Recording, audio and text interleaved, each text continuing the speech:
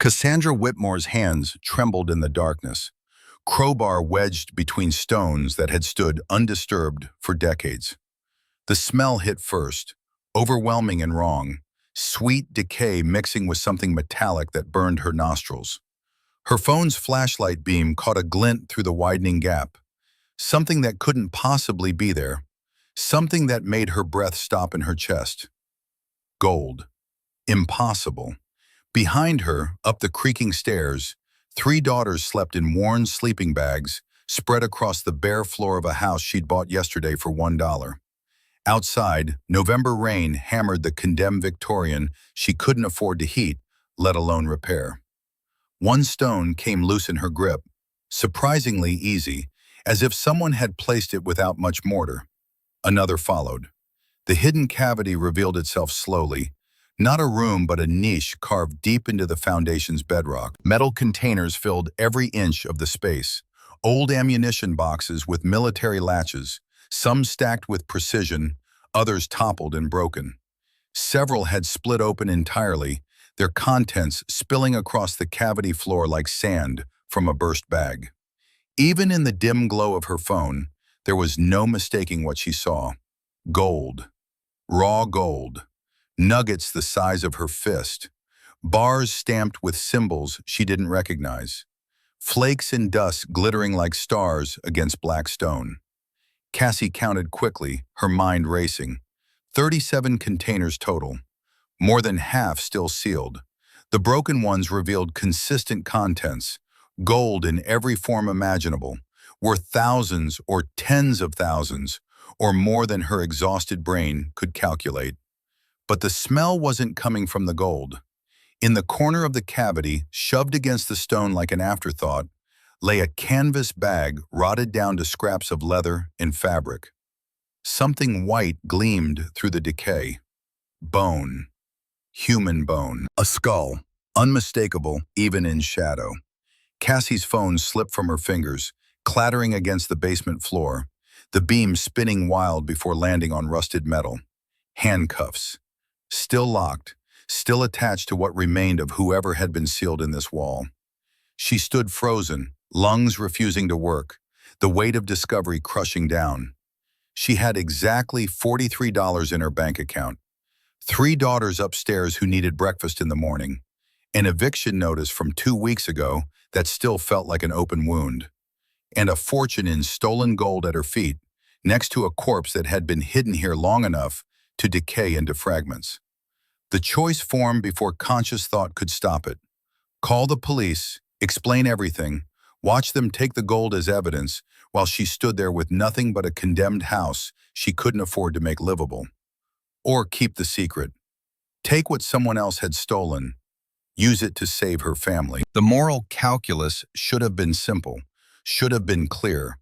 But standing there in the dark with her daughters sleeping upstairs, and winter coming, and no path forward except the one right in front of her, simple and clear, felt like luxuries she couldn't afford. 4 weeks earlier, sheriff's deputy had stood on their porch, posting the eviction notice with mechanical efficiency while Charlie watched from the doorway, 12 years old and holding a box of Rosie's toys with both arms, her face showing that terrible adult resignation that no child should know. Penny had cried silently beside her, 10 years old and trying so hard to be brave that it broke something in Cassie's chest. Rosie, only 7, kept asking in that small voice, "Mommy, where will we sleep tonight?" As if her mother had answers, as if there was a plan beyond desperation and dwindling options. Derek's disappearance 11 months ago had started the cascade. One day he was there, construction business thriving, talking about expansion and new contracts. The next day, gone. Cleaned out their joint account.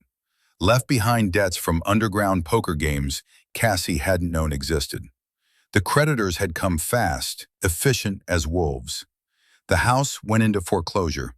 Cassie's nursing license, let lapse when she'd stayed home to raise the girls while Derek built his empire, would cost $4,200 to reinstate. She worked double shifts at Riverside Coffee in the mornings, pulling espresso shots and forcing smiles while her manager warned her about looking too tired. At night, she cleaned office buildings downtown, scrubbing toilets and emptying trash, while her daughters slept wherever she'd managed to beg a couch for the week. 4 weeks of borrowed spaces and overstayed welcomes. 4 weeks of watching her children's eyes grow more hollow, their shoulders more hunched, their childhood leaking away in cheap motel rooms in the back seat of their dented Honda. The classified ad in the coffee-stained newspaper had seemed like a scam. House for sale, $1, must see to believe, cash only. Cassie had ignored it twice, crumpled it into recycling, fished it back out when Mrs. Henderson told her the couch was needed back by Friday. 1247 Ashford Lane stood like something from a horror film. Victorian bones from the 1890s collapsing under their own weight. Paint peeled in long, sad strips. The wraparound porch sagged dangerously, boards rotted through in places that made walking treacherous. Every window was either boarded over or spiderwebbed with cracks. The yard had gone feral, weeds thick as jungle underbrush reaching past Penny's shoulders. Rosie had whispered it looked like a witch house, pressing close against Cassie's leg. Even Charlie, usually so composed and careful, had looked doubtful in a way that made Cassie's determination waver. The elderly neighbor emerged slowly from the house next door, moving with the careful precision of someone who'd learned not to trust his own joints. Augustus Fletcher introduced himself with a weathered handshake, kind eyes studying Cassie and her 3 daughters with the sort of seeing that came from decades of watching neighborhoods change and people struggle. His voice came out gravelly, worn smooth by years. "You hear about the house?" Cassie's throat felt tight. "Is it really just $1?" Gus leaned on his cane, taking his time with the answer. "City's been trying to sell it 3 years now. Owner died with no heirs. Taxes went unpaid. They just want someone to take responsibility so they can stop mowing that jungle out front. Problem is, anyone with sense knows it'll cost $50,000 just to make the place livable. And anyone with $50,000 isn't looking at dollar houses." He paused, his gaze moving over Cassie's worn jacket, the girl's shoes that didn't quite fit right anymore, the careful way Charlie held herself like she was trying to take up less space in the world. "You don't look like you're house hunting for fun." Heat rose in Cassie's cheeks, shame and defiance mixing. "We're looking for a fresh start." Something shifted in Gus's expression, a softening around the edges. "Tell you what, City Hall closes in an hour. I'll walk you through the process. Used to work in the assessor's office before I retired. But I want you to understand what you're getting into. This house will fight you every step. Foundation's solid, built on bedrock, which is why it's still standing. But the roof leaks, plumbing's shot, electrical from the 1940s, probably asbestos in the walls, basement floods every spring." Cassie looked at the house, then at her daughters, then back at Gus. "What else do we have to lose?" 2 hours later, she walked out of City Hall with a deed in her hand and $43 left to her name. The clerk had smirked while processing the paperwork, making jokes about mansions and hoping she had good insurance. The transaction felt surreal, purchasing a house for less than a tank of gas, signing documents while city employees shuffled through dusty files and laughed about millionaire homeowners. That first night tested every ounce of Cassie's resolve. No electricity meant candles and a camping lantern from the dollar store, their last $20 spent on light and hope. No running water meant a neighbor's hose in buckets. No heat meant sleeping bags pulled tight against November cold. They spread out on the living room floor, far from the walls where Cassie could hear mice scurrying through gaps in the plaster. The candles cast dancing shadows that made the peeling wallpaper look like faces watching from the dark. Rain drummed against boarded windows, finding every weak point in the roof, leaking through in steady streams that required every pot and bucket Cassie had managed to keep after the eviction. Rosie snuggled close, her small voice cutting through the sound of rain. "Are we pioneers now, Mommy?" "Something like that, baby." Charlie had been quiet all day, processing everything with that serious intensity that made her seem older than 12. Now, in the flickering candlelight, she finally spoke, her words careful and measured. "What if we can't fix it?" Cassie looked at her oldest daughter, seeing herself reflected in those worried eyes. "Then we'll live with broken things until we can, but we'll live here together, as a family, in our own home." The promise hung in the cold air, fragile as candle flame. After the girls fell asleep, Cassie sat alone by the window, watching rain form puddles in the overgrown yard. She'd made so many promises that had been broken, not by choice, but broken all the same. This house, this broken, leaking, freezing house, couldn't be another failure. She wouldn't let it. The vow came quietly, spoken only to herself in the darkness. "This is not our forever. I will build us something new." Not bravado, pure survival instinct. That quiet promise in the dim glow became the first step toward a future she couldn't see, but desperately needed to believe in. 3 weeks passed in a blur of exhaustion and incremental progress. Cassie's cousin Beck had come through with basic plumbing repairs, calling in a favor she'd earned nursing his mother through a difficult recovery the year before. His assessment had been blunt and discouraging. The pipes were ancient, probably lead. The whole system needed replacement that would cost $8,000 minimum, even with him doing the work at cost. Cassie had thanked him and cried for 20 minutes after he left, sitting alone in her empty kitchen. Then she'd made a list of what she could fix herself and started working. YouTube became her teacher, videos on patching drywall and fixing floorboards and basic electrical work filling her phone screen late into each night. The girls helped after school, pulling nails from old boards and sorting screws while doing homework by flashlight. Progress came slow but visible. Electricity working in 2 rooms. A used water heater from the salvage yard for $50. Beck installing it in exchange for a month of home-cooked meals. Paint covering the worst water stains. Caulk filling cracks. Small victories that added up to something approaching livable. But the basement remained untouched, dark and damp with stone walls that wept moisture and a dirt floor that turned to mud when it rained. Cassie had bigger problems upstairs, more urgent repairs, and the basement could wait until it couldn't, until the smell started. The girls complained about it first, wrinkling their noses and asking what had died down there. Penny thought maybe a raccoon. Charlie suggested it could be old pipes or stagnant water. But the smell kept getting worse, organic and wrong in a way that made Cassie's stomach turn. She'd been dreading this moment, knowing she'd eventually have to face whatever expensive problem lurked in the foundation. But with winter approaching and the odor becoming unbearable, avoidance wasn't an option anymore. She descended the wooden stairs armed with her phone's flashlight, a dust mask from the hardware store, and the crowbar Gus had loaned her weeks ago. The smell hit like a physical force, sweet and nauseating, definitely organic. The basement sprawled larger than she'd expected, running the full length of the house. Stone walls thick and old, probably original to the 1890s construction. Water stains climbed halfway up every surface, and the dirt floor felt soft and unstable under her feet. She followed her nose toward the far corner where the stench concentrated. Her flashlight beam swept across the wall, searching for cracks where an animal might have crawled in and died. Instead, she noticed something odd. One section of wall looked different. The stones were the same weathered gray, but the mortar between them was lighter, fresher.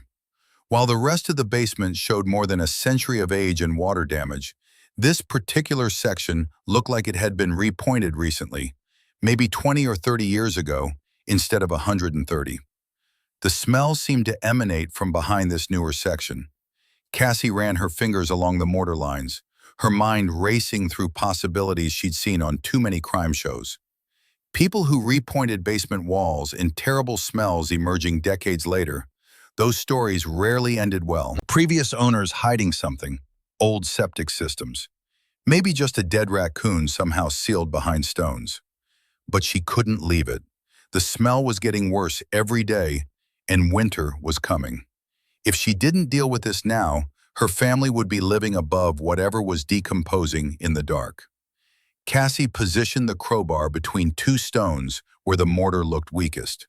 The first stone came loose with surprising ease, almost as if it had been placed without much binding material at all. The smell rushed out in a wave that made her stumble backward, gagging despite the mask. But underneath the organic decay was something else, something metallic and sharp that made her nose burn in a completely different way. She steadied herself and loosened two more stones, creating a gap large enough to shine her light through properly. What she saw made no sense. Instead of dirt or a decomposing animal, her flashlight beam illuminated what looked like a deliberately carved cavity, maybe 4 feet deep and 6 feet wide, chiseled straight into the bedrock behind the wall. Filling every inch of that space, stacked floor to ceiling in careful rows, were metal containers. Old ammunition boxes, military green with latched lids and stenciled numbers worn almost illegible with age. Some were stacked with precision, others had toppled over, and several had broken open completely. Their contents had spilled across the cavity floor like someone had dumped a pirate's treasure chest. Even in the dim light of her phone, Cassie could see the unmistakable glint of gold. Not jewelry or coins, raw gold. Nuggets as big as her fist. Bars with strange symbols stamped into tarnished surfaces. Flakes and dust scattered like glitter across dark stone. She counted quickly, her heart hammering. 37 containers in total. More than half were still sealed, but the ones that had broken open revealed consistent contents. Gold in every form imaginable. But the terrible smell wasn't coming from the containers. In the corner of the cavity, shoved against the stone like an afterthought or a warning, lay what remained of a canvas bag. The fabric had rotted away to almost nothing over the decades, leaving only scraps of leather and cloth. Through the decay, Cassie could see bits of bone, unmistakably human. White fragments that caught the light. A skull, partially visible. And next to it, still locked around what had once been wrists, a pair of handcuffs, rusty but intact after all these years. Cassie's hands shook as she climbed back up the basement stairs, leaving the opening exposed behind her. She sat at her kitchen table and stared at her phone, trying to process what she'd found. If even a few of those containers held real gold, it could be worth thousands, tens of thousands, maybe more. Enough to fix the house, feed her daughters, get her nursing license back, build the life they deserved instead of the one they were barely surviving. But the larger part of her mind spun with questions that felt dangerous to even consider. Who had hidden gold in her basement wall? When was it sealed in? What about the human remains? Those weren't just anonymous bones. They were all that remained of someone's husband, someone's father, someone's child. She thought about the house's history, the fragments she knew. Built in the 1890s, owned by the Blackwood family for generations, until the last owner died earlier this year with no heirs. Gus might know more about the previous owners, about the family history, but asking questions would mean admitting what she'd found. And if there were human remains down there, sealed behind a wall with a fortune in gold, the story attached to this discovery wouldn't be a pleasant one. People who hid rooms behind stone walls and left skeletons to guard treasure weren't usually the kind who came by their wealth honestly. The girls came home from school in a burst of noise and energy, chattering about their day and homework and the new friends they were making at Jefferson Elementary. For the first time in months, they had an address, a school district, a place where they belonged, however tenuously. Cassie watched them spread out their homework on the salvaged kitchen table, Rosie's tongue poking out in concentration as she worked through simple addition. Penny already flying through math problems that seemed too advanced for 4th grade. Charlie helping her younger sisters while keeping one eye on her mother with that sharp 12-year-old awareness that missed nothing. They had warm beds tonight, sleeping bags on actual floors instead of car seats. They had a roof, however leaky, and walls, however thin. They had something that felt like home, fragile and broken but theirs. The gold could wait one more night.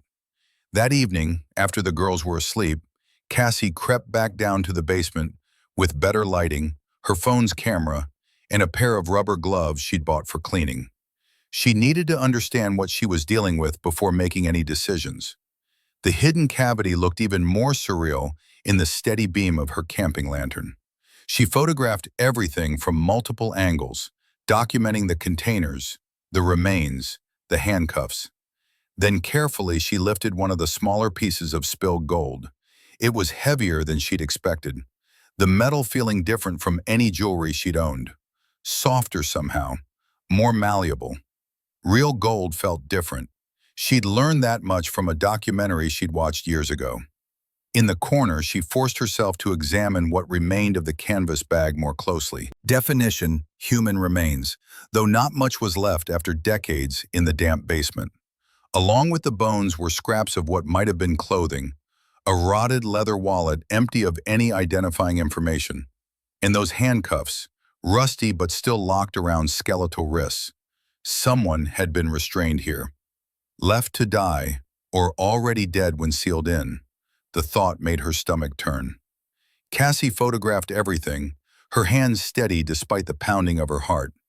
Whatever story this room told, she was now part of it, whether she wanted to be or not. The smart thing, the right thing, would be to call the police right now, report the discovery, let authorities sort out the gold and the skeleton, and all the questions that came with both. But smart and right were different things when you had 3 daughters and $43 to your name. When the difference between calling the police and keeping quiet might be the difference between your children having a future and sliding back into the desperate instability you just barely escaped. She resealed the opening with the loose stones, cleaning up any evidence of her intrusion. Then she climbed the stairs and spent the rest of the night researching. Gold prices fluctuated but averaged around $1,800 per ounce. Missing persons cases from the 1980s and 90s filled screen after screen. Legal implications of treasure found on private property varied by state and circumstance. By morning, she still hadn't made a final decision, but the shape of it was forming in her mind like shadows before dawn. The next afternoon, while the girls were at school, Cassie drove 2 hours to a coin shop in a different city. She'd taken one small piece of gold, about the size of a marble, wrapped carefully in tissue paper. Her story was simple and rehearsed. She'd inherited some old jewelry from her grandmother and wanted to know if it was worth anything. The shop owner was a thin man with thick glasses and eyes that held immediate suspicion. He examined the piece under a magnifying glass, running several tests with acids and electronic equipment. His entire demeanor changed when he looked up at her. "Where did you get this?" The question came quietly, carefully, like he was trying not to spook her. "Like I said, it was my grandmother's." "Ma'am, this isn't jewelry gold. This is raw gold. High purity, probably 90% or better." He weighed the piece on a digital scale with the precision of someone who'd done this thousands of times. "This little chunk is worth about $800 at current market prices." $800 for one marble-sized piece. Cassie's mind raced back to the basement, to the 37 containers, to the gold scattered across the cavity floor like children's beach toys. If one small nugget was worth $800, and there were dozens of containers full of similar pieces, she was sitting on a fortune that could solve every problem her family had ever faced. "I have some more pieces. Would you be interested in buying them?" The dealer's eyes narrowed behind his thick lenses. "I'd need to see them first, and I'd need documentation of ownership. Gold like this, people ask questions about where it came from." Cassie thanked him and left without selling the piece, his suspicion too obvious to ignore. Driving home, her mind spun through calculations and risks. If one small chunk was worth $800, the total value could be staggering, life-changing, future-securing. But the coin dealer's warning echoed loud. Raw gold in large quantities raised flags. Questions led to investigations, and the skeleton in her basement suggested that the previous owner of this gold, hadn't given it up willingly. That night, Cassie made the decision that would define everything that followed. She would do more research, not just about gold prices, but about the house's history, the previous owners, any unsolved crimes that might connect to what she'd found. The Millbrook Public Library became her second home over the following week. During the girls' school hours, she pored over old newspapers on microfilm, city records in dusty archive boxes, historical documents that painted a picture both clearer and more disturbing with each revelation. The house had indeed been owned by the Blackwood family for 4 generations. The last owner, Margaret Eloise Blackwood, had been found dead in her kitchen in January, apparently of natural causes, at 87 years old. But Margaret's father, Silas Thaddeus Blackwood, had a very different story attached to his name. In 1987, the FBI had investigated Silas as part of a major gold theft case that made national news. Someone had stolen nearly 200 pounds of raw gold from a Cascade Mining Company transport truck outside Denver. The theft itself was audacious enough, but what made it memorable was that the security guard had disappeared and was presumed dead. Silas Blackwood had been employed by the transport company and had called in sick the day of the theft, which raised immediate red flags for investigators. But they could never prove his involvement. The case went cold. The gold was never recovered. The security guard's body was never found. Silas Blackwood died in 1995, apparently of a heart attack, taking whatever secrets he might have had to the grave. The timeline fit with disturbing precision. The theft happened in '87. The basement wall had been repointed sometime in the late '80s or early '90s, based on the condition of the mortar. And the remains in Cassie's basement, restrained with handcuffs, suggested someone who had been held against their will. Cassie found an article with a photograph of the missing security guard, Jonah Hartford, 27 years old when he disappeared. He had a wife named Evelyn and a 2-year-old daughter named Amanda. The article quoted his wife saying, "Jonah would never abandon us. Something terrible has happened. I know it." Staring at Hartford's photo, a young man in his security uniform, smiling with the confidence of someone who believed his whole life was still ahead of him, Cassie felt physically ill. Those weren't just anonymous bones in her basement. They were all that remained of someone's husband, someone's father, a man who had been murdered for doing his job. For 3 days, Cassie wrestled with the implications. The ethical thing was crystalline in its clarity. Call the police. Report the discovery. Let justice take its course. The gold would become evidence in a decades-old murder investigation. Any reward for its recovery would be a fraction of its actual value, if she got anything at all. But ethics were a luxury when your children were wearing second-hand clothes that didn't fit and eating cereal for dinner because you couldn't afford anything else. When the choice wasn't between right and wrong, but between theoretical righteousness and your daughter's survival. On the 4th day, she made a decision that surprised even herself with its calculated boldness. She would keep the gold, but she would also give the security guard's family closure. Cassie spent hours at the library computer crafting an anonymous letter to the FBI. She typed it carefully, choosing every word with precision. The letter provided the exact location of the security guard's remains and enough specific details about the 1987 theft to reopen the case with credible leads. She included photos she'd taken of the skeleton and the handcuffs, clear evidence that would give Jonah Hartford's family the answers they'd been seeking for 37 years. But she included nothing that showed the gold, nothing that would lead investigators to the fortune that could save her family. She mailed the letter from 3 towns away, using a public mailbox far from anything that could be traced back to her. Then she went home and began the careful, exhausting process of extracting her family's new future from the basement wall. She worked only while the girls were at school, paranoid about being seen or interrupted. She moved the containers one at a time, each one weighing between 30 and 50 pounds, carrying them up the basement stairs through the house and loading them into her car's trunk with aching muscles and racing heart. Years of nursing had given her more physical strength than most people would guess from looking at her. But by the end of each day, every muscle screamed in protest. The process took 2 full weeks of careful, methodical work. She rented a storage unit under a false name in the next county over, paying cash and avoiding any security cameras. She was meticulous about leaving no trace of her activities, resealing the wall section perfectly. Gus had nodded, seeming to accept her explanation, but his eyes had lingered on her car a moment too long, a flicker of something unreadable crossing his weathered face. By the time she finished, all 37 containers of stolen gold were hidden away in the storage unit, and her basement wall looked exactly as it had when she'd bought the house for $1.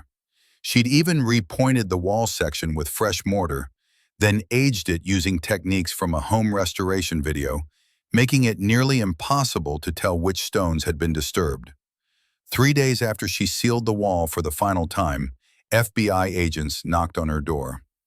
Cassie's heart hammered so hard she thought it might burst through her ribs, but she invited them in with what she hoped looked like innocent confusion. She offered coffee, asked if everything was okay, projected the careful cooperation of a homeowner who had nothing to hide. The agents introduced themselves as Diana Ashford and Marcus Reeve.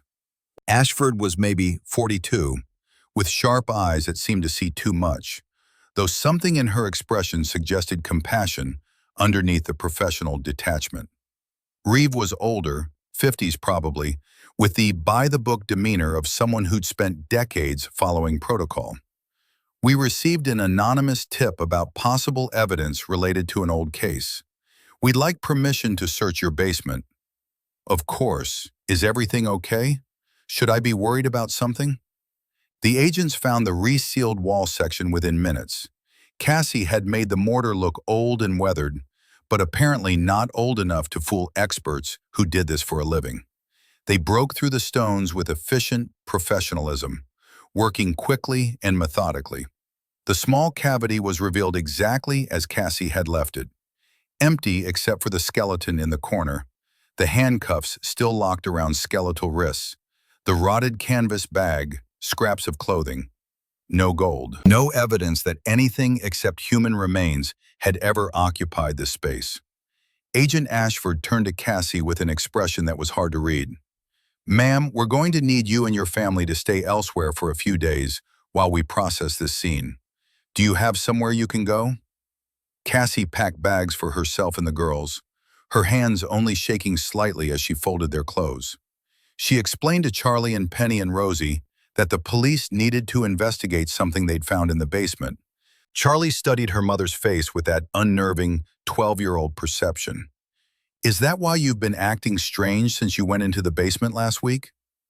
Cassie's heart skipped. How had Charlie noticed? She'd been so careful, so controlled. "I was just worried about the smell, about what it might cost to fix whatever was causing it. You know we're on a tight budget." Charlie didn't look convinced, but she let it drop, helping Penny pack while Cassie got Rosie ready. They stayed in a cheap motel for 4 days while forensics teams swarmed through the basement. Cassie watched local news obsessively, jumping every time a story about Millbrook came on, but there was nothing. Whatever the FBI had found, they were keeping it quiet, processing the scene without media attention or public statements. When Agent Ashford finally called to say they could return home, Cassie drove back with her stomach in knots, wondering what came next, what questions would be asked, what suspicions had formed. Ashford pulled her aside before the FBI vehicles left, her expression professional, but not unkind. "The remains we found appear to be those of Jonah Hartford, a security guard who disappeared in 1987 during a major gold theft. Mr. Hartford's family has been looking for answers for 37 years. Thanks to that anonymous tip, they'll finally be able to lay him to rest and know what happened."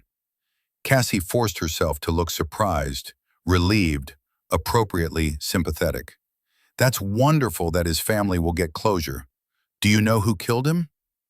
We believe it was the previous owner of this house, Silas Blackwood.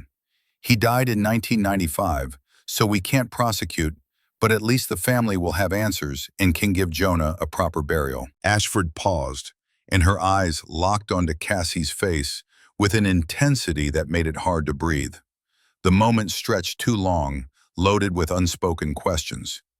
"You didn't know anything about this, did you? Nothing seemed strange about the house when you bought it for that dollar?" Cassie gave the only honest answer she could. "I bought it for $1. I figured anything strange would be the least of my problems." Ashford smiled, but it didn't quite reach her eyes. "Fair enough." Then she added almost casually, "That gold was never recovered, you know. Almost 200 pounds of raw gold from that Cascade mining theft. Worth about $50 million at today's prices. Just vanished into thin air." She let that hang in the air between them before continuing. "Strange that Blackwood would hide the body but not the gold, don't you think?"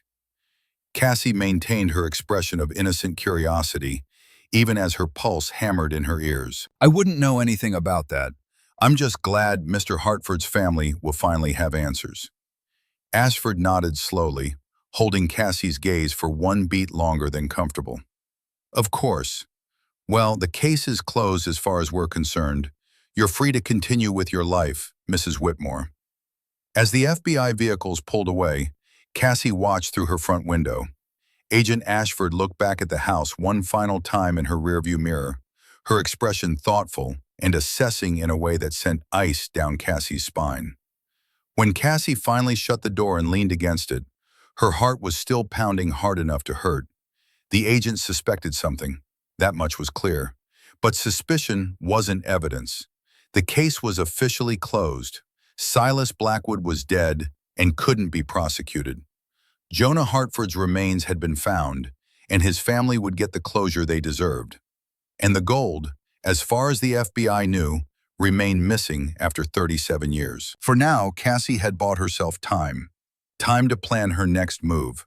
Time to figure out how to convert stolen gold into a legitimate future for her family without raising the red flags that would bring everything crashing down. But that night, as she tucked her daughters into their sleeping bags and kissed each of their foreheads, the weight of her decision pressed against her chest like a stone. She had made her choice. She had crossed a line that couldn't be uncrossed. Now she had to live with it and somehow find a way to transform blood money into the life her children deserved, without losing herself entirely in the process. December arrived with winds that found every crack in the Victorian's facade. Cassie had managed to get the furnace working in limited capacity, concentrating heat upstairs where the girls slept, while the kitchen and living room remained cold enough to see breath in early morning. They adjusted, wearing layers indoors and huddling under blankets during evening homework sessions. The house was becoming livable in increments, each small victory hard-won through YouTube tutorials and Cassie's growing confidence with tools she'd never touched before the eviction. Research at the Millbrook Public Library consumed every hour the girls were in school. Cassie expanded her investigation beyond the Blackwood family and the theft itself, diving deep into articles about Jonah Hartford and the life that had been stolen from him. His wife Evelyn had fought for years to keep the investigation open, refusing to believe her husband had simply abandoned their daughter Amanda. Heartbreaking interviews showed a woman clinging to hope, even as evidence grew cold. The last article Cassie found was from 1995, the same year Silas Blackwood died.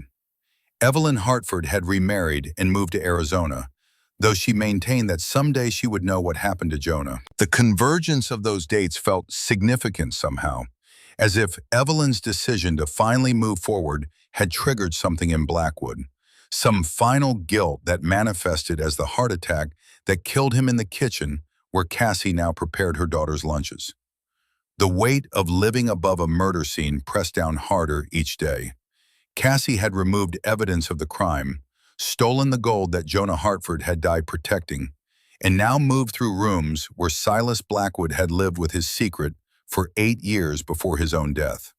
Sometimes late at night she wondered if guilt could actually kill, if the human heart could only carry so much moral weight before it simply gave out under the burden. Her first attempt at selling gold came on a Saturday morning, the girls staying with Gus, who'd offered to teach them basic carpentry.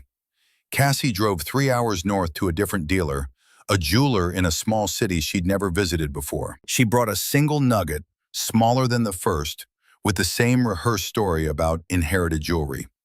This dealer asked fewer questions, offered $670, and completed the transaction with minimal paperwork.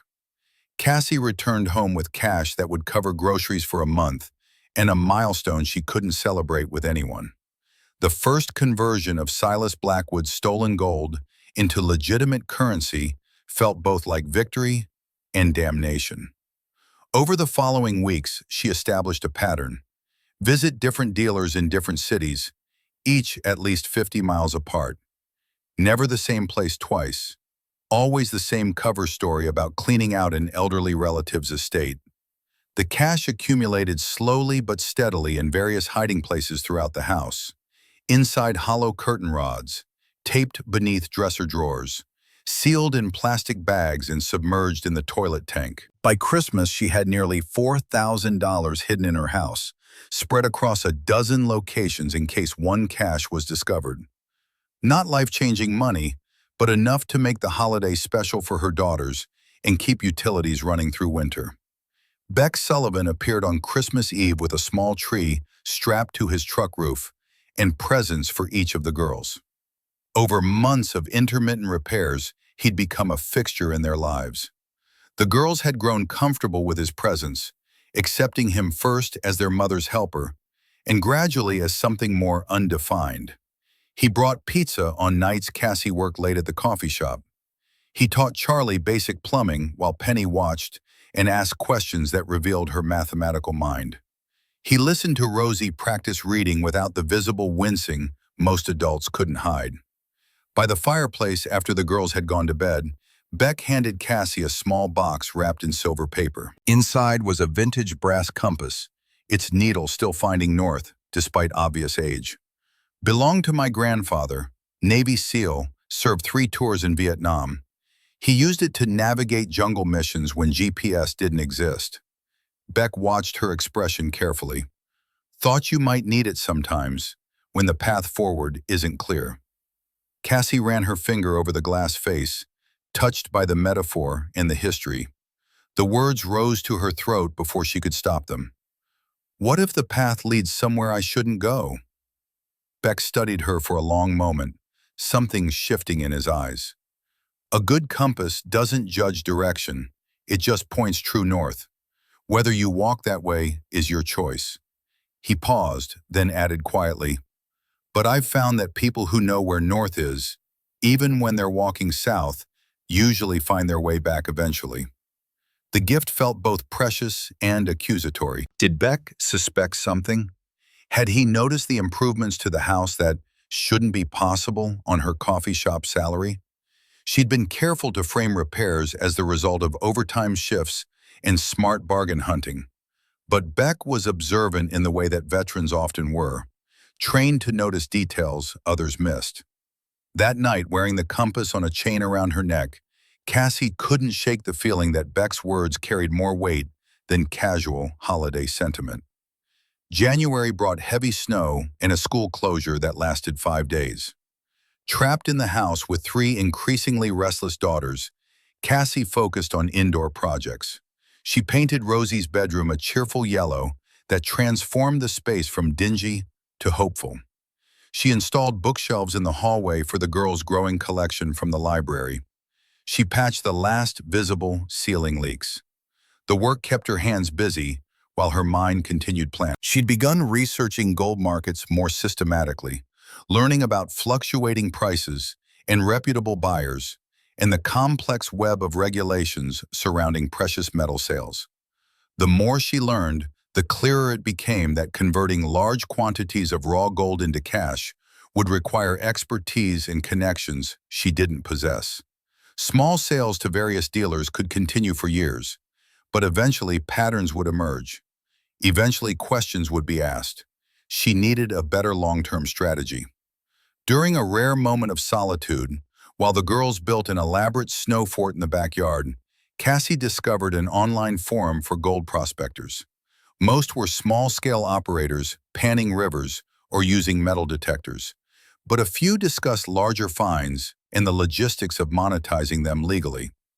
One username in particular, Golden Pathways, seemed knowledgeable about navigating regulatory landscapes.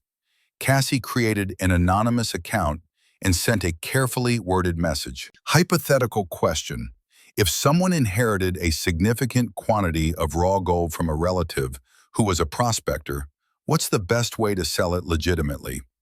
The reply came 3 days later, direct and knowing. Hypothetically, get a lawyer specializing in mineral rights. Create a paper trail showing provenance. Prepare to pay substantial taxes. Or meet me in Philadelphia if you want to discuss non-hypothetical solutions. Your choice which path you take. Cassie deleted the account immediately. The message had been too knowing, too direct, too much like a trap. For all she knew, Golden Pathways was an FBI agent monitoring for exactly this kind of inquiry. Agent Ashford might have closed the Hartford case officially, but that didn't mean she'd stopped looking. The paranoia that Cassie had been fighting since finding the gold intensified, coloring every interaction and decision. February brought a crisis that tested everything. The furnace, which had been struggling all winter, finally gave out completely during a brutal cold snap. The repair estimate came back at $3,240 for parts and labor. Beck offered to do the work at cost, but even that would consume most of her hidden cash reserves. The financial strain ignited the first major confrontation between them. Cassie had insisted she could handle the expense on her own, which led to Beck's increasingly frustrated questions about where the money was actually coming from. You work minimum wage at a coffee shop, Cassie. You're supporting 3 kids. The math doesn't work. His voice rose with each sentence, frustration breaking through his usual calm. I'm not judging you. I'm worried about you. The concern in his eyes only made it worse. I don't need your worry, and I don't need your charity. It's not charity when someone cares about you. Beck stood, reaching for his jacket. But caring means telling the truth, even when it's hard. Whatever you're involved in, whatever you're hiding, I hope it's worth losing the people who want to help you. He left without looking back, and for the next week the silence between them expanded like ice across a lake. The girls noticed immediately, asking why Beck didn't come by anymore. Cassie offered vague explanations about him being busy with other work, but Charlie's skeptical gaze said the excuse wasn't convincing anyone.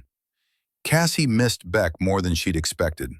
Not just his practical help with repairs, but his steady presence, his quiet humor, the way he treated her daughters with genuine respect rather than condescension. But bringing him closer meant risking exposure. The gold created an invisible barrier between them, a secret too dangerous to share. The furnace crisis forced Cassie's hand. She needed more cash quickly, which meant taking a bigger risk. Instead of her cautious approach of selling small amounts to various dealers, she decided to attempt a larger transaction. A jeweler in Philadelphia, 3 hours away, had a reputation for buying estate gold with minimal questions. Cassie selected a container with smaller nuggets and flakes that could plausibly have come from melted-down old jewelry. She loaded it into her car on a Saturday morning and told the girls she was picking up a special order for the coffee shop. The transaction in Philadelphia went disturbingly smoothly. The jeweler, an older man with a heavy Eastern European accent, examined the gold with professional detachment. He weighed it, tested purity, and offered $12,000 in cash. When Cassie hesitated, concerned about carrying that much money, he'd smiled thinly and made an alternative suggestion. I have associate who can wire money to account. Different name if you prefer. 20% fee. Very clean. The offer was clearly a money laundering service, and alarm bells rang loud in Cassie's mind. She declined politely, took the cash in a manila envelope, and left with her heart pounding. The jeweler's casual suggestion of illegal services meant he either thought she was already involved in something criminal or he was setting her up for blackmail later. Neither option was reassuring. She drove home with the cash hidden in a compartment under the spare tire, checking her rearview mirror obsessively for any sign of being followed. By the time she reached Millbrook, her neck and shoulders ached with tension. The money solved the immediate crisis. The furnace was repaired within days, but the experience reinforced just how dangerous this path was becoming. One wrong step, one untrustworthy buyer, one setup, and everything could collapse. She was walking a tightrope blindfolded, and the fall would destroy more than just her. It would destroy Charlie and Penny and Rosie, who were finally starting to feel safe again, finally starting to believe that stability was possible. March brought the first real thaw, and with it a hesitant reconciliation with Beck. He appeared one Saturday morning with lumber and supplies to rebuild the sagging front porch steps, working silently while Cassie watched from the kitchen window. When she finally went out to offer coffee, the conversation was stilted at first, then gradually warmed like spring earth after long winter. "I miss having you around. The girls miss you too." Beck measured a board before responding. "I miss all of you. But Cassie, I can't be part of something I don't understand. I've spent my life trying to do the right thing, even when it's hard. I need to know you're doing the same." The compass hung heavy around her neck, its weight a constant reminder. "I want to tell you everything. I really do. But some things, once you know them, you can't unknow. And I won't put that burden on you." "Is it illegal?" His question was direct, unavoidable, carrying the weight of a man who needed truth more than comfort. Cassie considered lying, then decided against it. Beck deserved at least partial honesty. "Yes, but no one is getting hurt, not anymore." Beck absorbed this, his expression unreadable. Then he picked up his hammer and returned to the stairs. "I'll fix these steps because they're dangerous, and the girls need safe access. But Cassie, whatever you're involved in, be careful. Not just for your sake, but for Charlie and Penny and Rosie. They need their mother more than they need whatever you think you're providing." They rebuilt a fragile truce that day, agreeing to focus on the present and the practical needs of house and family.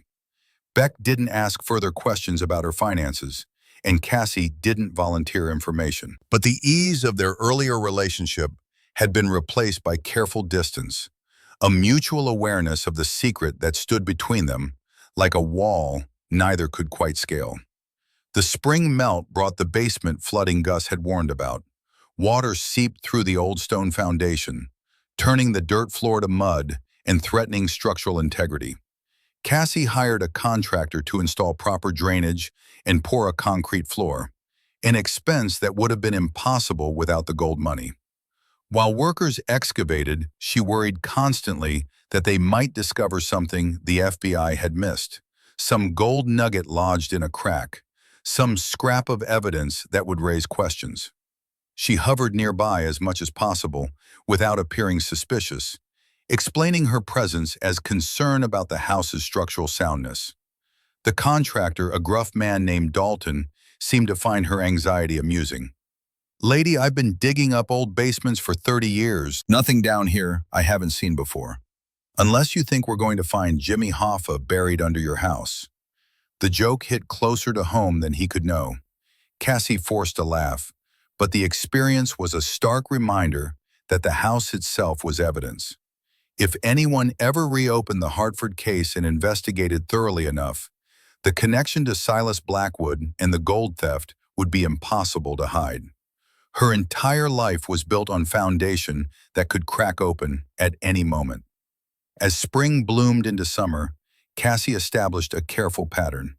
Every 6 to 8 weeks, she'd sell a small amount of gold to a different dealer within a day's drive.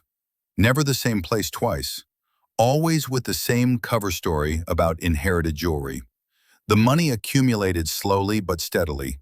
She quit the office cleaning job, reducing her work to manageable hours at Riverside Coffee. She enrolled in online courses to renew her nursing license, a legitimate career path that could eventually explain their improving financial stability. The process would take 18 months minimum, but it was an investment in a future that looked less precarious than the one they'd been living. The girls flourished as their circumstances improved. Charlie joined the debate team and started talking about college possibilities, though she was only entering 7th grade. Penny discovered an aptitude for advanced mathematics that had her teacher recommending acceleration programs. Even Rosie, still struggling with reading comprehension, gained confidence as Cassie could finally afford a tutor to help with her learning differences. The house transformation continued room by room, though Cassie was meticulous about sourcing materials from secondhand stores and discount outlets, maintaining the narrative of frugal renovation rather than sudden wealth. Neighbors noticed. Gus watched with interest as the Victorian gradually shed its derelict appearance, though his comments were always kind. "You've done wonders with the place. Old Blackwood House hasn't looked this good in 40 years. Silas would hardly recognize it." The mention of Silas always made Cassie's stomach clench, wondering how much Gus actually knew about the man who'd lived next door for decades. One evening in early June, while Cassie planted flowers along the front walkway, Gus leaned on his cane and struck up conversation. "Did you know Silas well?" She tried to keep her voice casual, though her pulse quickened. "Well as anyone could know him, I suppose. Kept to himself mostly, especially after he came into some money back in the late 80s. Retired early from that transport company job. Some folks wondered where the cash came from, since he never seemed to have much before, but people around here know better than to ask too many questions." Cassie's trowel paused mid-dig. "Did the police ever question him about anything?" Gus's eyes narrowed slightly, his expression shifting to something more assessing. "Why do you ask?" She fumbled for plausible explanation. "Just curious. After those FBI agents came about the remains they found, I wondered if there was more to Silas's story. They asked around when that security guard went missing back in '87. Silas had called in sick the day of that gold robbery, which raised some eyebrows. But nothing ever came of it." He shifted his weight, wincing at some private pain. "Silas changed after that, though. Started drinking heavily, became even more of a recluse. Paranoid, some might say. Always thought someone was watching him." Cassie could sympathize with that feeling now. In the months since finding the gold, she'd developed her own hyper-awareness, constantly scanning for surveillance, for anyone paying too much attention, for patterns that suggested investigation. She understood Silas Blackwood's paranoia because she was living it herself. The constant vigilance, the fear that any mistake could bring everything crashing down. "He died alone," Gus continued, his voice taking on a somber quality. "His daughter Margaret found him. Heart attack, they said, but he looked afraid. Margaret told me his eyes were wide open, like he'd seen something terrifying right at the end." The conversation stayed with Cassie for days afterward. Silas Blackwood had lived more than 30 years after the theft and murder, but he'd never truly escaped what he'd done. The gold had poisoned his life, turned him into a paranoid recluse who died in fear. Was that her fate too? Would she spend decades looking over her shoulder, waiting for justice to finally catch up? July arrived 8 months after she'd bought the house for $1, and with it, an incident that shattered Cassie's fragile sense of security. She was at work when Penny called, voice shaking with fear. "Mom, there's someone taking pictures of our house. A man in a car across the street. He's been there for almost an hour." Cassie's blood turned to ice. "Stay inside and lock the doors. I'm coming home right now. Don't talk to him if he approaches." She left work without explanation, driving well above the speed limit through Millbrook's quiet streets, scenarios racing through her mind. Real estate assessor? Journalist pursuing the Hartford case? Something worse? By the time she reached Ashford Lane, the photographer was gone. But the incident left a residue of fear that clung to the household for days afterward. Cassie installed motion sensor lights around the property. She checked window locks obsessively. She scanned for unfamiliar vehicles whenever she left or returned home. The paranoia that had been manageable became consuming.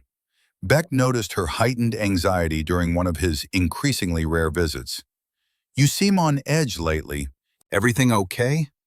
Cassie couldn't bring herself to mention the photographer, couldn't explain why the incident had terrified her so thoroughly. "Just busy with school and work, trying to keep up with everything." Beck studied her over his coffee cup, his eyes reflecting knowledge that she wasn't telling the full truth. "You know you can talk to me about anything, right? Whatever's going on, you don't have to carry it alone." The sincerity in his voice made Cassie ache with the desire to unburden herself, to tell him everything about the gold and her fears and the constant pressure of maintaining the lie. But confession would only entangle him in her crimes, make him complicit, or force him to make impossible choices about whether to report what he knew. Better to keep him at safe distance, even if it meant losing the connection they'd once shared. 2 weeks after the photographer incident, Cassie received a letter that confirmed her worst fears. The envelope had no return address, but the contents were clear enough. A printout of an article about the 1987 gold theft, and a note in typed font, anonymous and threatening. "I know what you found." No signature, no further explanation, just those 5 words that turned her world upside down. Cassie burned the letter in the kitchen sink, watching the paper curl and blacken until nothing remained but ash. The message could have come from anyone. Agent Ashford, still harboring suspicions. Gus, piecing together neighborhood history. Even the Philadelphia jeweler, making a play for blackmail. Or it could be a shot in the dark, someone fishing for a reaction without actual knowledge. Whatever the source, the threat was real. Someone was connecting dots between Cassie, the house, and the missing gold. The careful separation she'd maintained between her past desperation and present circumstances was dissolving. That night, after the girls were asleep, Cassie made contingency plans. If things went wrong, if arrest seemed imminent, Beck would take custody of the children. She drafted a letter giving him temporary guardianship, placed it in an envelope with his name, and hid it where Charlie would find it if necessary. Then she moved a significant portion of their cash reserves to a location only she knew about. Emergency money that could fund an escape if everything collapsed. The precautions felt both prudent and paranoid, echoes of Silas Blackwood's own preparations for a reckoning that had eventually come anyway. In early August, as summer heat pressed down on Millbrook, another development shattered what remained of Cassie's peace. She was shopping for school supplies when a black sedan pulled alongside her in the parking lot. The window lowered to reveal Agent Ashford's face, her expression neutral but her presence anything but coincidental. "We should talk, Mrs. Whitmore." "Not here, not now, but soon." Ashford handed Cassie a business card with a cell phone number scrawled on the back. "Call this number tomorrow, just to talk. No official investigation yet." Before Cassie could respond, the window raised and the sedan pulled away, leaving her frozen beside her shopping cart with school supplies and mounting dread. Ashford had been watching her. For how long? What did she know or suspect? Was this a genuine offer to talk, or a trap designed to extract a confession? Cassie went through the motions of finishing her shopping, checking out, loading bags into her car, but her mind was elsewhere, racing through scenarios and calculating risks and evaluating options. By the time she reached home, one thing was clear. She needed to move some of the gold from the storage unit. It was too vulnerable there, too easily found if Ashford obtained a search warrant. After the girls went to bed, Cassie drove to the storage facility under cover of darkness. Using gloves and working methodically, she transferred several containers to her car, concealing them under a false floor she'd installed in the trunk months ago in preparation for exactly this scenario. She would relocate these to a new hiding spot, a foreclosed cabin in the woods 50 miles north that she'd purchased through her shell company as an investment property. The night was clear and cold despite the August heat, roads empty as she drove north with her illegal cargo. She kept exactly to the speed limit, used turn signals religiously, checked mirrors constantly for signs of surveillance. The transfer went smoothly, but the cabin felt exposed in a way that made her nervous. Isolated, vulnerable. She needed a more permanent solution, a way to convert the remaining gold into legitimate assets more quickly than her current system allowed. When Cassie returned home in the early morning hours, exhausted and tense, she found Charlie sitting at the kitchen table, fully dressed despite the 3 a.m. hour. Her oldest daughter's face was a mixture of anger and fear that made Cassie's heart drop. "Where were you? Without telling anyone?" Cassie hadn't prepared an excuse for this scenario. "I needed to take care of something, business stuff." Charlie's hands were clasped tightly on the table, knuckles white. "In the middle of the night, without saying anything, Rosie woke up from a nightmare and you weren't here. I had to lie to her about where you were." The guilt hit like a physical blow. "I'm sorry, I should have told you I was going out." Charlie stood, her expression shifting from anger to something worse, something that looked like genuine fear. "Whatever you're involved in, it's changing you, Mom. You're always looking over your shoulder. You jump when the phone rings. Beck doesn't come around anymore. You're scaring me." The words cut deeper than any accusation of criminality could have. Cassie had been so focused on providing financial security that she'd overlooked the emotional security her daughters needed, the confidence that their mother was reliable, trustworthy, present. "I'm trying to protect you, all of you. Everything I've done, every decision I've made, it's been for you girls." Charlie's response was quiet but devastating. "Maybe we'd rather have our mom back than whatever you're trying to give us." She turned and went upstairs, leaving Cassie alone in the kitchen with the weight of her choices pressing down like physical burden. For the first time since finding the gold, Cassie seriously considered coming clean, confessing to Ashford, returning the gold, accepting whatever punishment came. Would prison be worse than watching her relationship with her daughters disintegrate under the weight of secrets and fear? The next morning, Cassie called the number Ashford had given her. The agent answered immediately, as if she'd been waiting by the phone, expecting this call. "I've been doing some follow-up on the Hartford case." Ashford's voice was professional, but carried an undertone of something harder. "Found some interesting connections. Silas Blackwood made several large cash purchases in the months after the gold theft. Paid off his mortgage, bought a new truck, all with money he supposedly didn't have." Cassie's grip tightened on the phone. "Why are you telling me this?" "Because I think you found something in that house besides a skeleton, Mrs. Whitmore. Something that's changing your family's circumstances in ways that are noticeable." The directness of the accusation left Cassie momentarily speechless. When she found her voice, it was steadier than she expected. "Are you investigating me, Agent Ashford?" "Officially? No. The Hartford case is closed. Silas Blackwood killed Jonah Hartford, hid the body, died of a heart attack years later. Justice served, more or less." There was a pause, weighted with implication. "But unofficially, I'm curious. Almost 200 pounds of raw gold doesn't just disappear. And your banking records tell an interesting story. Regular cash deposits just under the reporting threshold. Trips to cities hundreds of miles away with no apparent purpose. A shell company receiving payments for consulting services you're not qualified to provide." The surveillance was more extensive than Cassie had imagined. Ashford had been building a case methodically, gathering evidence, connecting dots. If she had this much already, how long before she had enough for formal charges? "If you had evidence of a crime, you'd be arresting me, not calling for a chat." Ashford's laugh was short and without humor. "Sometimes it's better to give people a chance to do the right thing on their own. Mrs. Whitmore, I'm not unsympathetic to your situation. Single mother, 3 kids, financial struggles.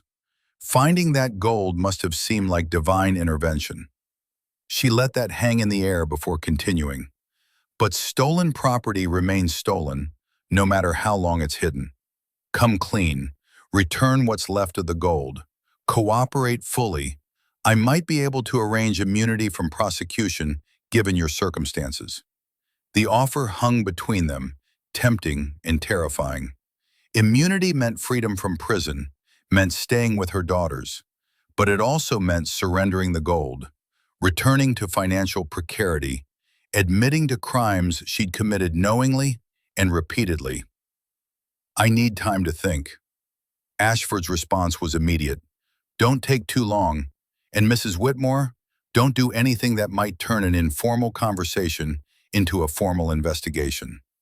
The line went dead. Cassie stood in her kitchen, phone still in hand, facing a decision that would shape the rest of her life and her daughter's futures. Continue down the path of deception with its increasing risks and moral compromises, or surrender the gold and hope for leniency, returning to the desperate circumstances she'd fought so hard to escape. The compass hung around her neck, its needle quivering slightly as she moved, finding true north despite the interference of the house's electrical systems. Beck's words from Christmas Eve echoed in her mind, taking on new weight. A good compass doesn't judge direction, it just points true north. Whether you walk that way is your choice.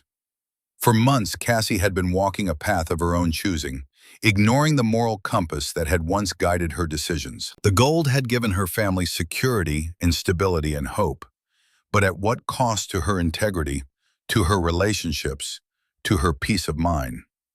3 days after Ashford's call, another revelation shifted everything. Cassie was leaving the coffee shop when she saw the photographer again, the same car that had been outside her house in June. But this time the driver was visible. A woman, maybe early 40s, with dark hair and determined expression. Their eyes met across the parking lot, and instead of driving away, the woman got out of her car and approached directly. Mrs. Whitmore, my name is Evelyn Hartford. I think we need to talk about my father. Cassie's world narrowed to the woman standing before her in the coffee shop parking lot. Evelyn Hartford, Jonah Hartford's daughter. The 2-year-old from the newspaper articles was now 43 years old, and her eyes held the particular intensity of someone who'd spent their entire life searching for answers. I know what you found in that house. Not just my father's body, the gold, all of it. Evelyn's voice was calm, controlled, but underneath ran a current of barely contained rage. I've been investigating since the FBI called to say they'd found his remains. Do you know what it's like, Mrs. Whitmore? Growing up not knowing if your father abandoned you or if something worse happened. Spending 40 years wondering? Cassie's throat constricted. I'm sorry about your father, I truly am, but I don't know what you're talking about. Don't. The word came out sharp as broken glass. I hired a private investigator after the FBI closed the case. He's been watching you for months. The storage unit you rented under a fake name, the cabin you bought through a shell company, the trips to coin dealers across 3 states. You found my father's body and you kept the gold he died protecting. The accusation hung between them, undeniable and damning. Cassie glanced around the parking lot, checking for witnesses, for anyone who might overhear this conversation that could end with her in handcuffs. What do you want?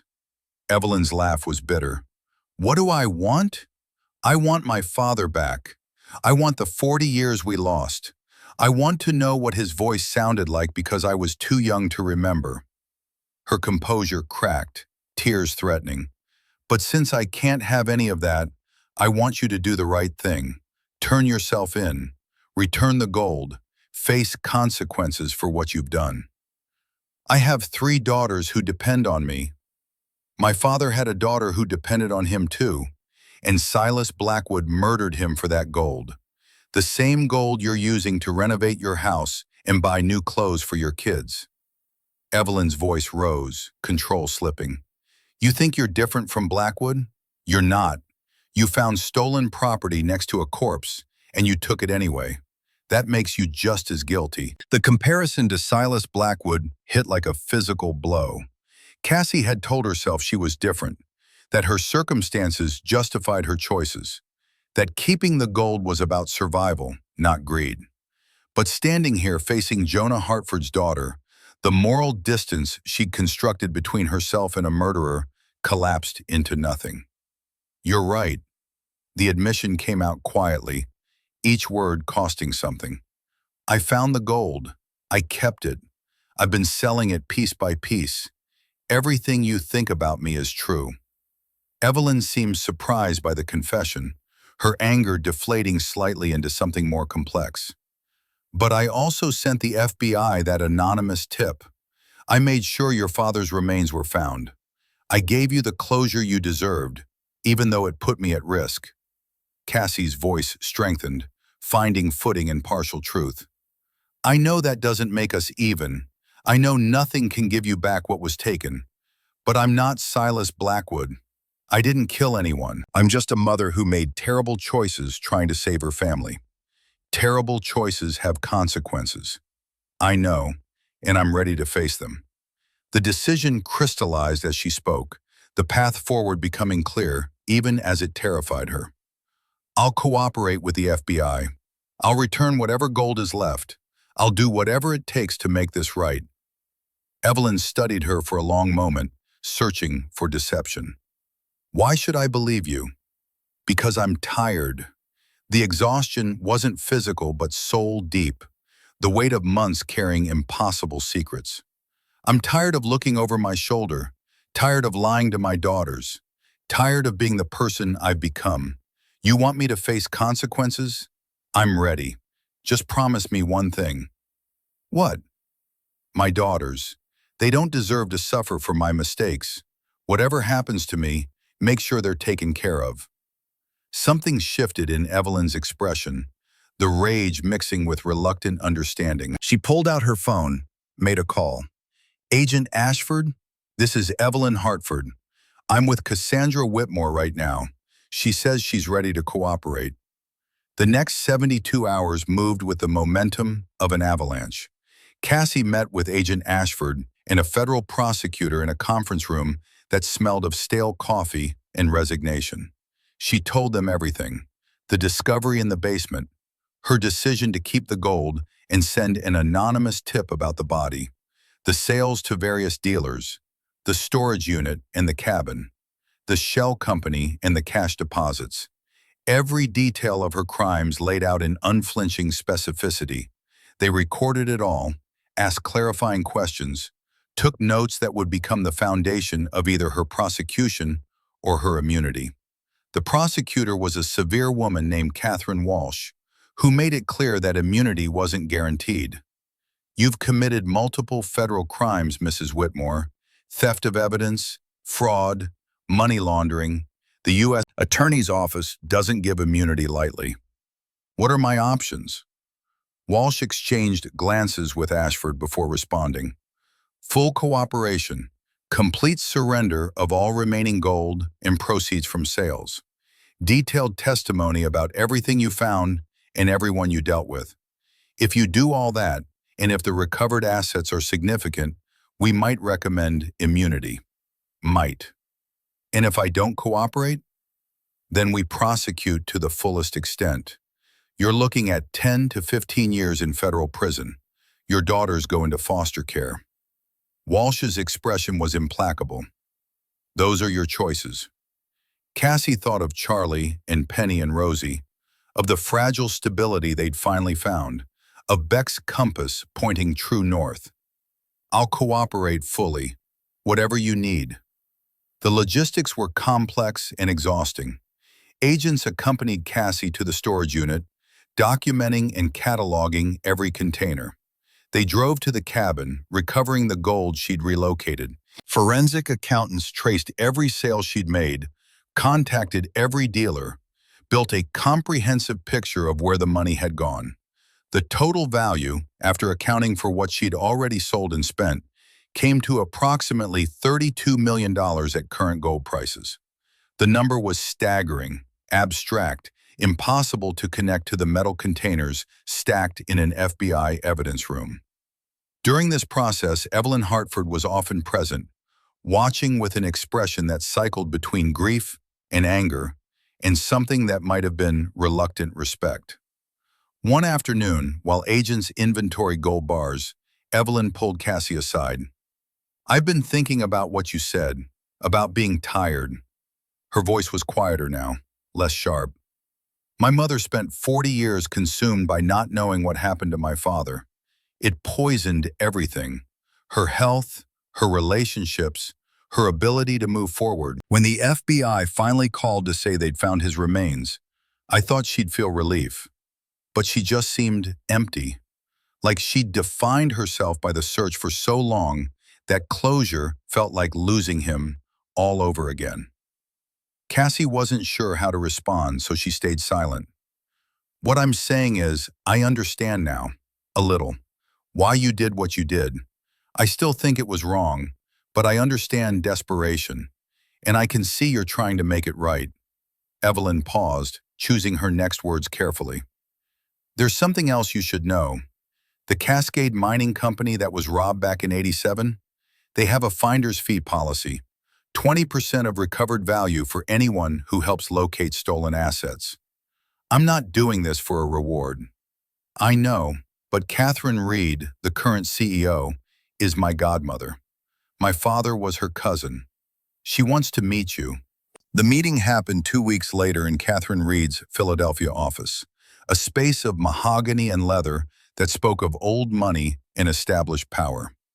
Reed was in her late 50s with silver-streaked hair and the direct gaze of someone accustomed to authority. She listened while Walsh and Ashford explained the situation, then turned her attention to Cassie. "Mrs. Whitmore, I wanted to meet the woman who found our gold after 37 years, and to thank you for finally giving the Hartford family closure about Jonah's fate. I kept the gold for months, sold almost half of it for my own benefit. There's nothing to thank me for." Reed nodded, acknowledging the truth. "Yes, you did. But you also made a choice that many wouldn't have. You could have kept everything, said nothing, lived with your secret. Instead, you chose to come forward." She opened a folder, slid papers across the desk. "Our company has a standard finder's fee policy, 20% of recovered asset value." Cassie's breath caught. 20% of $32 million would be over $6 million. Life-changing money. Freedom money. However, Reed's expression shifted, becoming more businesslike. "There are complications. You sold approximately 40% of the gold before cooperating. Our insurance company, which paid us for the loss in '88, has legal claim to that portion. They're demanding restitution. After legal fees, insurance claims, and taxes, the actual finder's fee comes to approximately $2,500,000. The number was still staggering, still more than Cassie had imagined possessing legally. But it was also a fraction of what the full 20% would have been, a tangible consequence of her choices. "Additionally," Reed continued, "the fee comes with conditions. You'll work as unpaid director of a community restitution program for minimum 5 years. The program will be a joint venture between Cascade Mining and the Hartford Family Trust. You'll help design it, implement it, manage it, but you won't draw salary beyond modest expense reimbursement during those 5 years. And if I refuse, then you get standard whistleblower reward of $50,000. Take it or leave it." Cassie thought about her daughters, about Beck, about the compass pointing north even when you chose to walk another direction. "I'll take it, whatever conditions come with it." Walsh handled the immunity paperwork, which took another month to finalize. The U.S. Attorney's Office agreed to full immunity in exchange for Cassie's cooperation and testimony should any related prosecutions arise. The document arrived via courier, its legal language spelling out both her protection and her obligations. When she signed it, witnessed by Ashford and Walsh, it felt like closing one chapter and opening another, the weight of potential prosecution lifting even as new responsibilities settled onto her shoulders. The finder's fee was deposited into an escrow account, held there while the details of the community restitution program were hammered out. Cassie, Evelyn Hartford, and Catherine Reed spent weeks in meetings with lawyers and accountants and nonprofit consultants, designing something that would transform blood money into genuine help for families in crisis. They called it the Hartford Blackwood Foundation, linking the names of victim and perpetrator in a union that honored one while repudiating the other. The mission was clear: purchase abandoned properties, renovate them to basic safety standards, sell them for $1 to carefully vetted families who needed a chance. The model Cassie had experienced herself, now multiplied and made systematic. Her own house on Ashford Lane became the template, the proof of concept.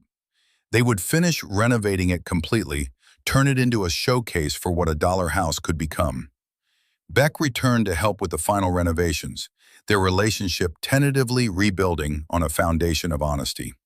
Cassie had told him everything, expecting judgment or withdrawal. Instead, he'd listened without interruption, then asked a single question. "Are you done lying now?" "Yes, no more secrets." "Then we start from here, clean slate." He'd kissed her then, gentle and promising, the compass between them finding true north together. The community reaction to Cassie's story was mixed and often harsh. When news broke about the gold discovery and her cooperation with the FBI, some neighbors praised her eventual honesty. Others called her a thief, and worse, their judgment loud and unforgiving. Parents at Jefferson Elementary kept their children away from Charlie and Penny and Rosie, as if crime was contagious. Anonymous notes appeared in the mailbox calling Cassie a criminal, accusing her of profiting from murder, suggesting she leave Millbrook entirely.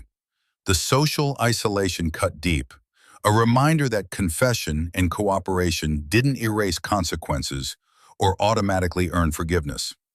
Charlie bore the worst of it at school, facing whispers and exclusion that left her withdrawn and angry. One night she confronted her mother with tears streaming down her face. "Everyone says you're a thief. They say we're living on stolen money. I defended you, but then I realized I don't actually know if they're wrong." Cassie pulled her daughter close, feeling her heart break. "They're not entirely wrong. I did steal that gold, at least for a while.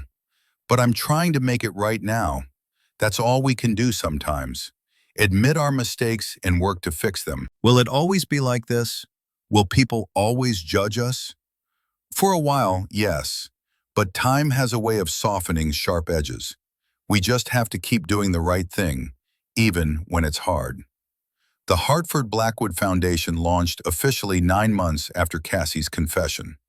The board of directors included Cassie as executive director, Evelyn Hartford providing legal oversight, Catherine Reed representing Cascade Mining's interests, Agent Ashford serving as community liaison after retiring from the FBI, and Beck Sullivan as construction director. They hired professional staff, contractors, accountants, lawyers. What had started as Cassie's personal crisis transformed into a genuine organization with systems and oversight and accountability. Their first project beyond Cassie's house was a modest bungalow on Maple Street, purchased from the city for $1 and renovated over 6 months. The work was careful and deliberate, learning from mistakes and refining processes. When they finally held the dedication ceremony, handing keys to a single mother named Jennifer Walsh, who'd been living in her car with 2 children, the moment felt both triumphant and sobering. This was what the gold could become. Not personal enrichment, but multiplication of opportunity for others facing the same desperation Cassie had known. But success didn't come easily or consistently. Their third house project suffered a major setback when the contractor cut corners, leading to a partial structural collapse that cost an additional $200,000 to repair. Local news covered the failure extensively, critics using it as evidence that Cassie was unqualified to manage such an organization. A lawsuit from Richard Whitmore's children claimed partial ownership of the recovered gold based on tenuous family connections to the Blackwood estate. The legal battle dragged on for months before being settled with a nuisance payment of $150,000. Evelyn Hartford, initially hostile to Cassie's involvement in the foundation, gradually became something close to an ally, if not quite a friend. They worked together navigating bureaucracy and setbacks, their shared investment in the foundation's mission creating common ground. One evening, after a particularly frustrating board meeting, Evelyn shared something she'd never told Cassie before. "My mother died last year. The closure of knowing what happened to my father gave her peace, but it also took away the purpose that had sustained her for 4 decades. She literally didn't know how to live without the search." Evelyn's voice was thick with grief. "In her final days, she told me something I hadn't expected. She said she was glad the gold was being used this way, that it felt like my father's death wasn't entirely meaningless if it led to something good." Cassie felt tears threatening. "I can't give you back what was taken. I can only try to build something that honors his memory." "I know, and you are. It's just hard sometimes, reconciling anger with forgiveness."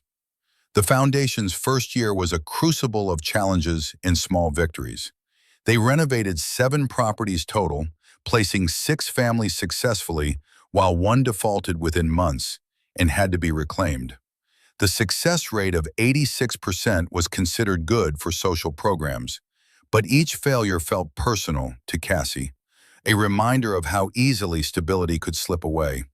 She worked 70-hour weeks for no salary, living carefully on the remaining settlement money while her daughters adjusted to their new normal.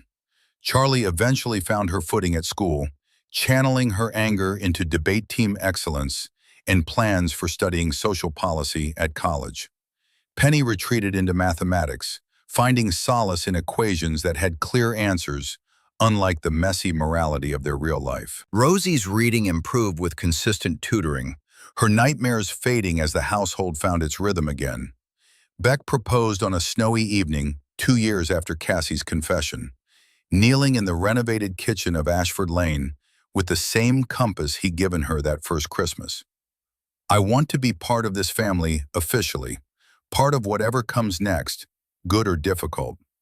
They married in a small ceremony in the backyard, just family and the foundation board members, building something new on ground that had once held only secrets and bones.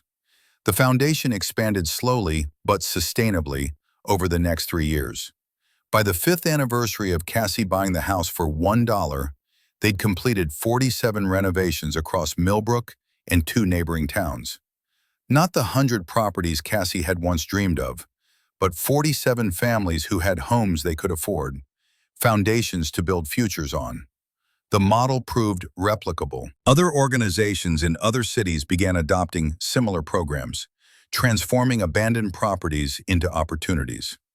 The final dedication ceremony of that 5th year fell on a December evening, snow falling soft and silent on Millbrook streets. The house was a modest Victorian on Oak Street, fully renovated and waiting for the family moving in. David Morrison stood on the porch with his 3 children, all of them looking stunned and grateful and overwhelmed. He was a widower whose wife had died of cancer, medical bills destroying them, eviction forcing them into temporary shelters. Cassie handed him the key and a single dollar bill, the symbolic transaction completing the transfer. "Mr. Morrison, this is your house now. For $1, you get a chance to rebuild. What you do with that chance is up to you." David's eyes were wet as he clutched the key. "I don't know how to thank you." "Thank me by paying it forward. Help the next family who needs it." Inside the house, all 47 families the foundation had helped gathered for celebration. Nearly 200 people crowded into rooms that smelled of fresh paint and new beginnings. The foundation board was there, including Evelyn Hartford, who'd brought her own family, her 2 children learning the story of their grandfather through the work that honored his memory. Agent Ashford had flown in from Washington, where she now consulted on federal housing policy. Catherine Reed represented Cascade Mining, announcing an additional matching grant of $1 million to expand the program. Beck stood with his arm around Cassie, Charlie, and Penny, and Rosie beside them, a family built from ruins and redemption. Before the meal, David Morrison asked to speak. His voice was rough with emotion. 5 years ago, my wife died. Medical bills destroyed us. We were evicted. I was working 3 jobs. My kids barely saw me. I thought about giving up. But then I heard about the Hartford Blackwood Foundation. I applied thinking there was no way we'd qualify. But Mrs. Sullivan called me personally. He looked at Cassie, using her married name now. She said, "I know exactly where you are. I've been there. Let us help."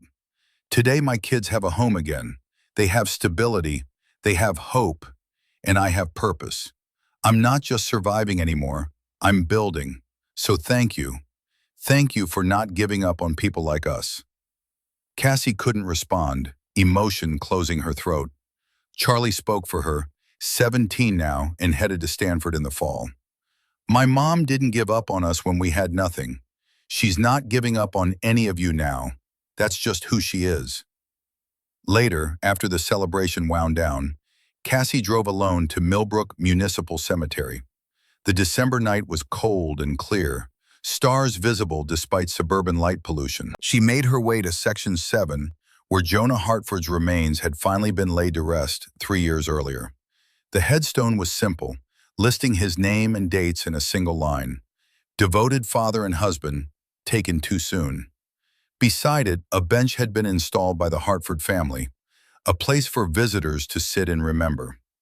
Cassie sat on the cold stone, looking at the grave. I did it. It took 5 years, but I did it. 47 families have homes because of what happened to you, because of the choice I made to send that anonymous tip instead of just keeping everything. Because Evelyn fought for justice even when she hated me. Because people believed redemption was possible even for someone who'd done what I did. Footsteps approached across the frozen ground. Evelyn appeared, wrapped in a heavy coat, her breath misting in the cold air. I saw you leave the celebration. Thought you might come here. They sat together in silence for a while, two women whose lives had been permanently altered by gold and murder and the complicated math of justice and forgiveness. My mother left me a letter, Evelyn said eventually, to be opened after she died. In it, she wrote about my father, about how he believed in protecting people, that it was his calling. She said maybe his death wasn't meaningless if it led to something that protected families, kept children safe. Evelyn's voice caught. She forgave you, Cassie, before she even met you. She forgave you for the choice you made. I don't know if I've forgiven myself. Maybe that's the point. Maybe carrying that weight is the price of redemption. Not forgetting what we did wrong, but choosing every day to do better. They stayed until the cold became unbearable, then walked back to their cars together. Driving home through sleeping streets decorated with Christmas lights, Cassie thought about the journey from that first desperate night in a house bought for $1 to this moment 5 years later. The path hadn't been straight or easy. It had been marked by terrible choices and painful consequences and hard-won grace. But it had led somewhere worth reaching. At home, Beck was waiting with hot chocolate, and the girls were watching a movie in the living room that had once been bare and freezing. The house that had cost $1 now held something priceless. Not gold, but the warmth of family and the peace of knowing that the compass had finally found true north. Not where you're going, but who you bring with you. The words had become her anchor, the truth she'd learned through failure and redemption. She'd walked south for a while, following desperation and fear, but she'd found her way back and brought others with her on the journey home.